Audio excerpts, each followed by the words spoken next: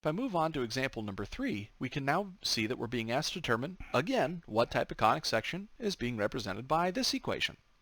Again, I'm going to ask you to go ahead, pause the video, see if you can answer the question yourself, and then of course you can hit unpause to see me work through the solution. Alright, so I would go ahead here and start again by completing the square.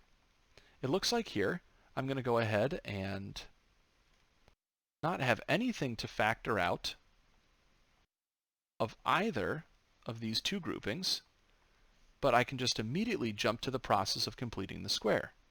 First I have to add a 4. Here I have to add a 1.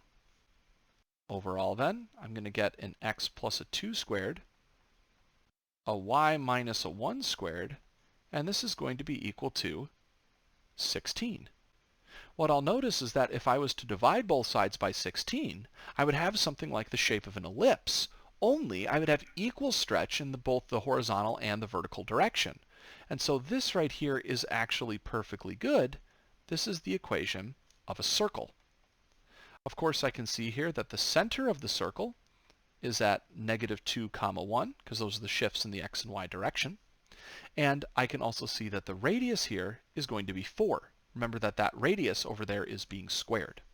So if I wanted to go ahead and graph this, super simple. In fact, since it's a circle, I'll cheat. And I can just go ahead and say, boom, it looks like this. Except, of course, I centered that around the wrong point. So I'll need to move that. I need to center that around the point -2, 1. So let's just say over here, -2, 1. Maybe it looks something like this. And we'll say that that's -2, this is a 1, and then I have radius 4. So boom, there's a rough sketch.